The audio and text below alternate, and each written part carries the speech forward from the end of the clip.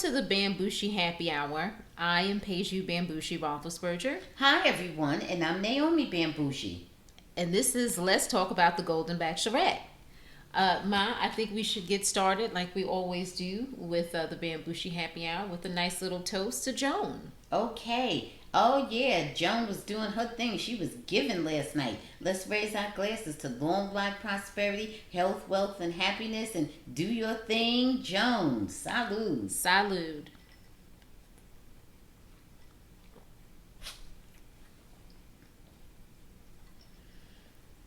So, Ma, The Bachelorette is back for another week, and you know what I've noticed? I've noticed that these episodes are really long. Why was the episode like 2 hours long? Was it really that long? Yeah, it was 2 hours long. Oh, okay. Well, they don't have that many episodes. That's true. They started out with 24 bachelors. That's true. I know we're down now quite a few. We are down, still, yeah. So there's a lot going on. And maybe they need to get to know each other a little better than they did on with Gary Bachelor. Jerry. Yeah, with Gary Jerry, right. Okay. All right. So let's hopefully we don't have to make the recaps anywhere near as long. Okay. So the gate swings open at the Bachelorette mansion, Ma, and the guys are all happy. They're cheering. It's all about 401ks and Medicare, so they're very happy. And Joan, of course. Okay. So you know what I noticed too about this season? They have the bunk beds. I didn't particularly care for the bunk beds. I feel like I recall the ladies sleeping in bunk beds. Yes. For the I did not like that. Yeah. Yeah. You're saying this is a mansion. Why do you have bunk beds? Right. It's a mansion. Don't you have enough space? Yeah, that's what I was thinking. Like, that doesn't make sense to me. No. I thought they were doing it initially just to make the people uncomfortable. Yeah. That's what I thought it was. But now, I'm not sure what they're doing. Maybe it's supposed to be camping out. Maybe it's supposed to foster camaraderie among the guys. I don't know what's going on. I guess. I don't know. That part I don't like. And then Pascal. Now, I don't know if Pascal, what you think about him, if he is really there for Joan or if he is there for the camera, because he was complaining about the closet space. That's the first thing that he did. Where was all his clothes going to be? Right. And he also says that he hasn't done his laundry in 40 years, and he offered to pay somebody $100 a load. Yeah, and there was somebody there doing his laundry. That was somebody there, yes. And I don't even remember who it was, but someone said. Yeah. I don't know, but it was another bachelor. It was another bachelor. And then Pascal also almost got into a fight with Greg because Greg was snoring too loud. Well, you know what? Let me just say this. I think that whole bunk bed situation and the closeness and all that, I think it's to cause drama. Okay? Right. Either you're going to get along and they're going to be doing some sort of bonding. Right. Or they're going to be fussing. Right. Yeah, because of the, discomfort of the situation. So, and I'm looking at two men. If I'm Joan, I'm looking at two men. I'm looking at Pascal. Mm-hmm. Why are you so finicky under these circumstances? Why can't you adapt? The other guys are figuring it out. Right. How to do their laundry, or just have somebody to show you, okay? And then to the person who's doing his laundry, why are you so broke that you're on TV accepting $100 to do somebody's laundry? Right. So I'm looking at both of you sideways, and those two things are grounds for elimination for both of you. I completely agree. All right, and you know what, my Jesse Palmer comes right in and he announces this big news. So there's going to be 2 group dates and 1 one-on-one. Right. Now, if you don't get a rose on your solo date, you go home. You're outie. So the stakes are really high. Now, the first date card goes to a group date with Gary, Bob, Jonathan, Charles L., Mark, Jordan, Guy, and Keith. And guess what? They're having an 80s prom.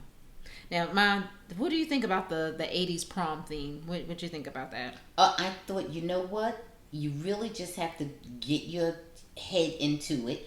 And I really thought it was kind of fun. I thought it was, I wasn't thrilled with some of the fashions. I didn't like some of the men's fashions, but I thought Joan was killing it. Oh, she looks great. I thought her outfit was giving. Yeah. Yeah, I really liked her outfit. And when they said, what's the name? The singer.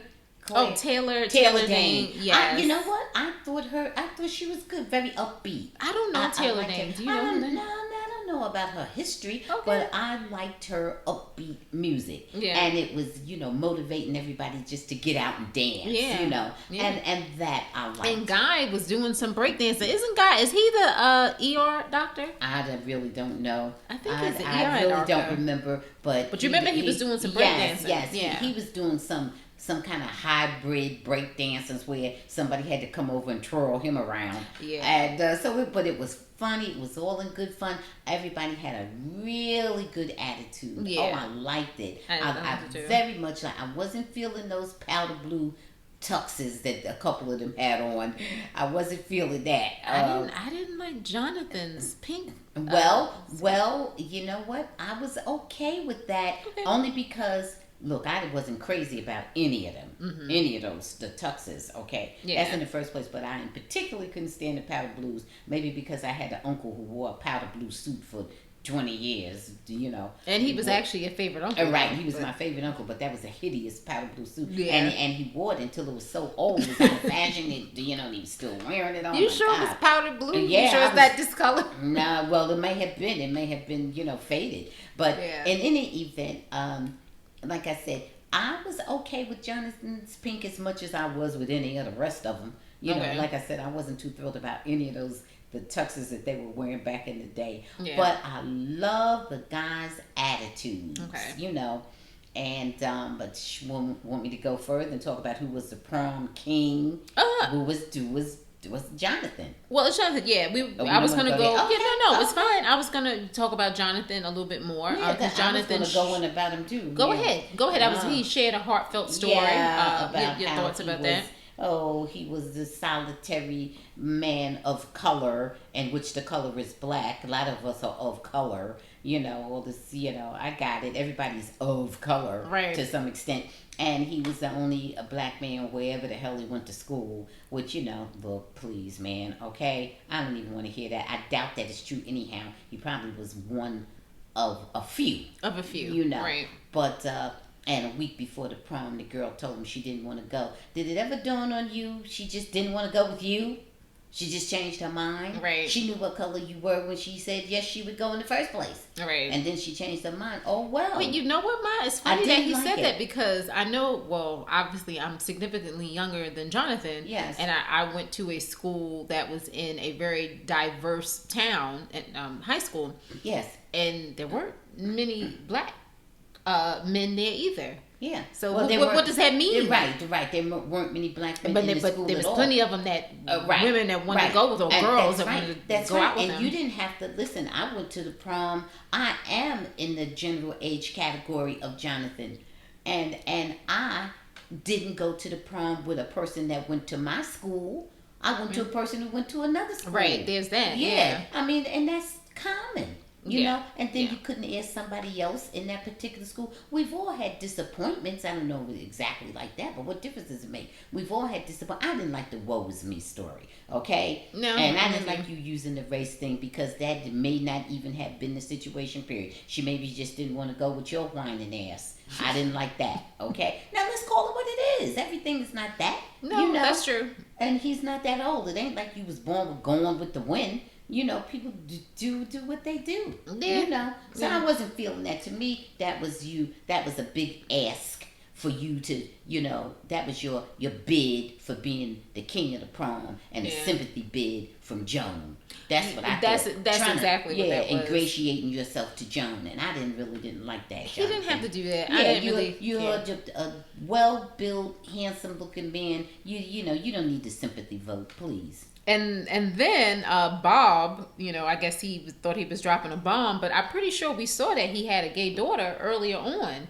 I don't know she was on there with her wife or mate or whatever. I don't know what was that. Well, maybe he felt like some people just didn't pay attention or something. Maybe, but that's great, always. But it's not anything different, unusual at this stage of the game. You're talking about he had Thanksgiving with 27 lesbians or something. He made some kind of silly joke, He had a good attitude, but certainly he wasn't revealing anything that was novel. Right. That's for sure. Right.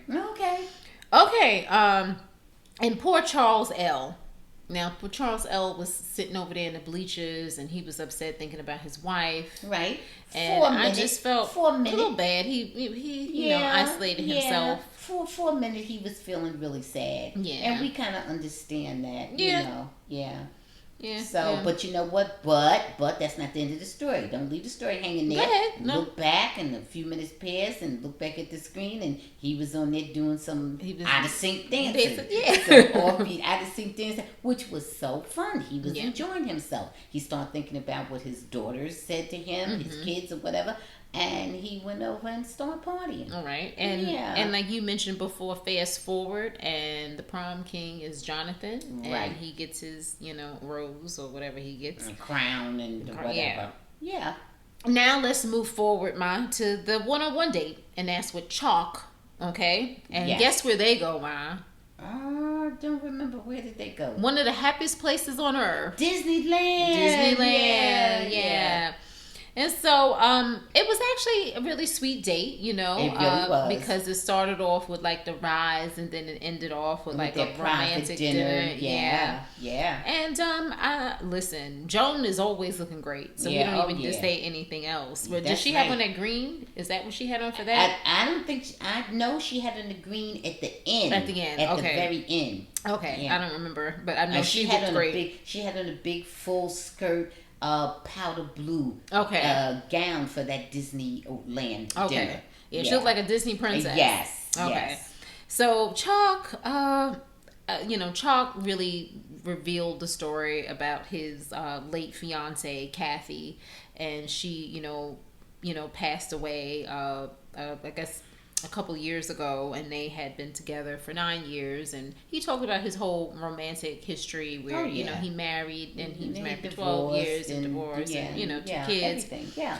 And I think that Kathy started remembering her own, not Kathy, Joan. Remembering her own situation, and it got pretty deep. And of course, we know he got a rose. What did you think about their whole date? I thought it was very sweet, very romantic, and let's just see, because once again, the situation was just utopian, right? Okay, let's see how it goes when things start to hit more reality. Okay, that's where the problem comes in. See, if we were off in La La Land, it's kind of easy to be romantic, but when the light of day hits. Things get different. So, but so far, like I said, all la la la. Yeah. Okay. And so then, we move up to the talent group portion. So that's the dates. They're all doing their special talent. And Greg, I guess he starts everything off with some stand-up comedy, which I didn't even realize that's what he was doing. They're right. I was very confused. And then Charles K, he tries to punch wood, but he accidentally hits Greg in the stomach. Right. So I don't know. And then Jack, poor Jack. Jack does a sock puppet show, and I guess it was funny. And somebody was there with some ribbon dancing. Yeah, I forgot who that was doing I ribbon don't dancing. remember, but it was very, Dan. It was Dan. I guess Dan it was very forgettable. Yeah. Yes. And who was it? Is it Captain Kim? Was there Captain Kim? Yeah, I think that's Captain Kim. Yeah, okay. Close enough. And then he sang a song for Joan. Mm-hmm. Okay. All right. So what did you think about the talent show, Ma? Yeah. Not much talent. No, I didn't see much talent at all. But I tell you one thing, but it was all fun and good fun because they were all willing to get up there and be silly. Oh yeah. So that part of it was extremely funny. Yeah. And then we move on to a barbecue, and the guys are putting on a barbecue, and the food actually looked pretty tasty. I like that. Yeah. And it was a Gil. I think Gil shared the story about his late wife. And I'm just trying to think of some of the other things that happened during the barbecue. I don't think it was anything really too crazy, but just kind of like a lot of fun, right? Yeah. Now let's get to the rose ceremony. So Joan gives out the roses to Mark, Gary, right? Yeah. Pascal, Jordan, CK, Gil, I'm going to say CK, Charles K, Charles L, Kim, Greg, and finally Guy. And sadly, Jack, Bob, Michael, and Christopher are all sent home. And Jonathan got a rose. Jonathan got a rose. Jonathan got a rose before this. Well, you're not counting. Yeah, right? This is he already had a rose. He had a rose. And so did Chalk. Chalk had one as well. Right. That's right. So it was just kind of sad. Michael, I didn't know that they were going to really eliminate Michael. So that one was a little bit more of a shocker. But what are your thoughts about the people who didn't get a rose, who did get a rose? All fine. I think I was really the most surprised with Jack. Yeah, because Jack just had such an outgoing personality, but I think maybe Jack was a little bit too much. I think because Jack looked like I don't know anything about Jack. I'm not trying to cast aspersions, but Jack seemed like he may have been overboard with his partying. It might have been to where you had to rein him in. Right. Maybe not, but I could see it. Right. I could see it in him. But I will say, on the other hand, Jack, I think, had the best voice singing My Way. Yeah, I think he had the best voice. So. And Christopher was singing with him. The other Christopher. But Christopher hadn't been singing all along. No, maybe if he would have sang, he would have still been there. I don't know. Any front runners, or still everything's still the same? Not yet. Yeah, it's starting to tighten. I think she feels some kind of way about Chalk. I'm going to say Chalk, Jonathan, and Mark. Yeah. Right. That's what We forgot about Keith, right? Oh, Keith, and Keith. Of course. We forgot about Keith, yeah. So I'm looking at those. Those four, yeah, let's see. Yeah, I'm looking at those. Now, but that she had her first date with Chalk. Her first solo date with Chalk threw me off a little bit. Yeah. Well, it threw me off. I didn't think it was going to be him. Yeah. But okay. Let's see. Yeah. Let's see, guys. We really do appreciate you. I think that's pretty much all that we have for this episode. Thank you for joining the Bamgboshe Happy Hour. Let's talk the Golden Bachelorette. Remember to always come here every Thursday so we can give you the updates. And guys, subscribe to this YouTube channel. Hit that subscribe button, please. And follow us on all of our social media platforms at the Bamgboshe Happy Hour. And our regular podcast drops every Thursday and some Sundays. Okay. All right. Take it easy, guys. We'll talk to you later. Bye. Thanks for watching. Please subscribe and check out full episodes of the Bamgboshe Happy Hour podcast, streaming on most platforms.